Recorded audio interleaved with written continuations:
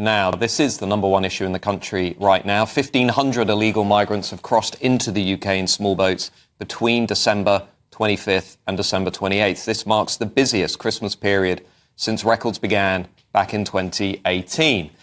Nearly 36,000 illegal migrants have now arrived in the country illegally on small boats this year alone, which takes the overall total since 2018 to more than 150,000 illegal migrants entering the country. Now, Labour's strategy is clearly ineffective. It's not working. It's riddled with flaws. We have no active deterrent in place. The Rwanda plan has been completely scrapped. Policies that have been introduced under the Labour government have inadvertently made it easier to stay in this country. About 2/3 of the people who have been applying for asylum have seen their claims approved. That, I think, sends a dangerous message to many other would-be illegal migrants. Make the journey to Britain, it's worth the risk. Not to mention the fact that we are also welcoming those people with open arms, giving them cash cards, smartphones, access to the NHS, access to schools, and much more besides. Now, the human cost of all this is becoming overwhelming. At least 77 illegal migrants have now died or gone missing in the Channel this year, the deadliest year on record. We have to solve this crisis. The economic cost, meanwhile, for British taxpayers is ballooning. It's costing an estimated £5.4 billion every year. This system is costing us £18 billion on the current cohort of illegal migrants. Now, to put that in perspective, we've just taken winter fuel payments off British pensioners to save £1.5 billion. But we're spending £5.5 billion every year on this crisis. And we're smashing family farms up and down this country to save £500 million. But again, we've been spending about £18 billion on this illegal migration crisis. We've got to get to the bottom of it. Here's my view. A country that cannot protect its borders is not a serious country. And a nation that prioritises external crises, that puts external courts over our own laws, our own people, is failing its own people. I think the British taxpayers deserve so much more than this. I think the British public are utterly fed up, and I think they deserve to be treated with respect. According to a new YouGov poll, the vast majority of people in this country are utterly dissatisfied with how this issue is being managed. More than 2/3, 69%, think that immigration in Britain is now being handled badly. In many polls, it's the number one issue facing the country today, as far as voters are concerned. Labour clearly must change its approach. The current plan is not working. It's a disaster, and it's getting worse, not better. So I think the government needs to really have a clear, effective strategy. It needs to change course. It needs to deal with these migrant crossings. It needs to deal with the soaring costs that, let's be honest, it's the British taxpayer who's paying them more than anybody else. And it needs to really deal with this exasperation out there in the country with a system that's not working and treating people with respect. We have to get control of our borders. We have to do whatever is necessary to regain control, whether that includes leaving the European Convention on Human Rights, whether it includes reforming or repealing the Human Rights Act, whether it means having an active deterrent like the Rwanda plan that puts British laws and British courts first. As ever, let me know your views via gbnews.com/yoursay. Tweet me at Goodwin MJ. But I'm joined right now by my panel, former Labour MP Lloyd Russell Moyle and political commentator Alex Armstrong. Lloyd, this issue is really causing a big headache for the Labour government, and Labour's failing. Wouldn't you agree? I think most of your monologue was factually incorrect.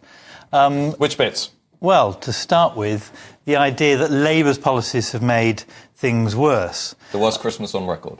No, this is... records only started a few years ago. So, a few years ago, in the last government. If you look at records that go back further, which don't pick out the boat crossings, but look at illegal migration, we see this is a common pattern. Labour gets in and illegal migration has ballooned. It happened in the 90s as well, and it takes about 4 years to get it back under control. The boat crossings are reduced from about 20% down from 2022. They're slightly up over last year, but they're not up as much as 2022. And what we see is returns are much increased. In fact, returns are increased far more than the increase of the number of people coming over. So the net number of people staying in this country now is less than any time in the last 5 years. And that 150,000 figure that you said is not net. So actually, we've sent a lot of those people back as well. So this is the problem with your figures: manipulation and scaremongering. I'm just going to stop you there. There's no manipulation. What Labour have done, let's be clear, the returns, you've returned around 9,000 or so people. Which is more, 20% up than the Conservatives. What the Labour government has also done, and I'm going to come to Alex on this in a second, is you've approved 2/3 of the applications for asylum. So you've allowed about 50 or 60,000 people to remain in the country. That has always happened. That happened under the Conservatives, that happened under the last Labour. Now, what you're suggesting this is some new policy. That's not true. The standing policy has always been about 2/3. Sometimes it's been higher. Sometimes it's been almost 70% of people who have been approved because they are genuine asylum seekers. Now, what I believe should happen, and I hope that you would agree, is that we should set up a processing centre in France, in our embassy in Paris or in Calais, wherever,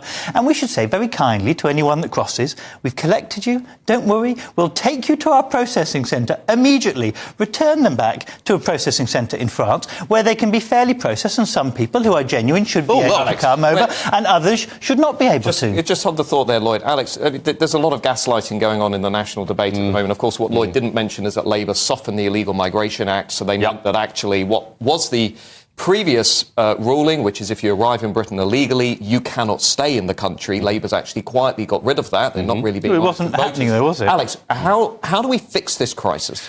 Well, look, I mean, to go back to Labour policy, because one of the original questions you asked, Lloyd, was, has Labour's policies actually contributed to these increase in crossings? And the answer is yes. There is no deterrent, is there? We have nothing to stop people wanting to cross the Channel. In fact, there's incentive. We're giving them hotels, bed and breakfast, lunch, dinner, a warm room, more than our pensioners are getting, I believe. And so there's nothing stopping them. I mean, of course, we've frozen Syrian applications, but we saw today that this boat crossing that became deadly was as a result of 50 Syrian men storming the boat. So that's not stopping them either.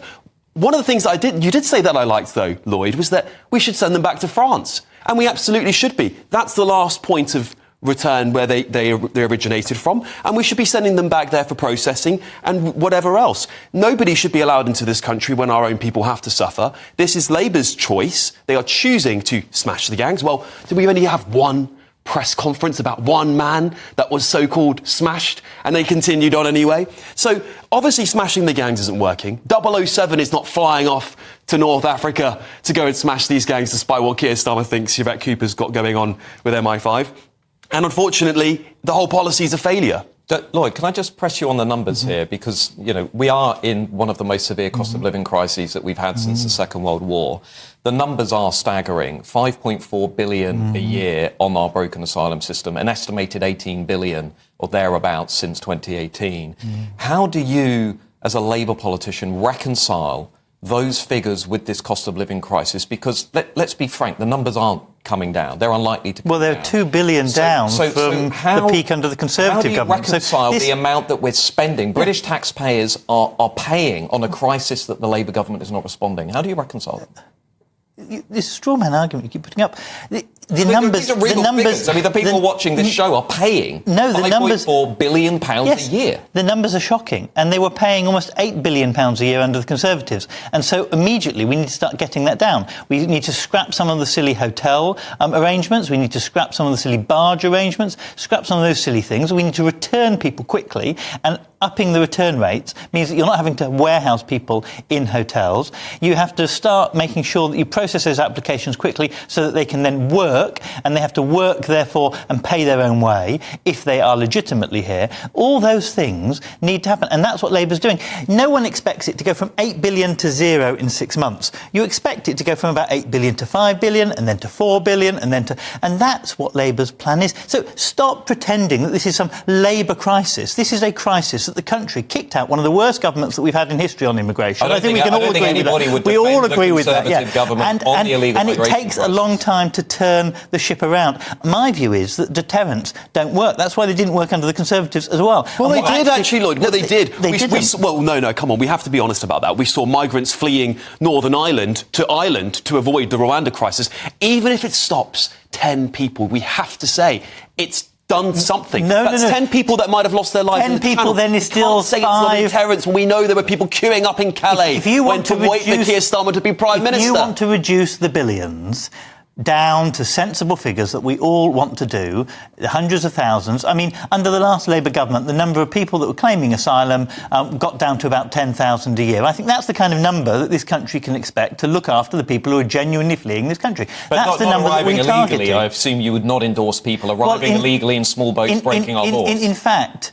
previously, more people arrived illegally, and you're okay with that? The number of people that arrive illegally now is actually at a historic low. It's just that they arrive illegally in a very dangerous way via the boats, rather than in hiding in planes or hiding in trucks. I don't think any way to come. We need a proper way to come here. We need a proper processing centre in France. That's what I believe. That's where we need to move to. Some might call it a Brexit benefit that we stopped the pretend.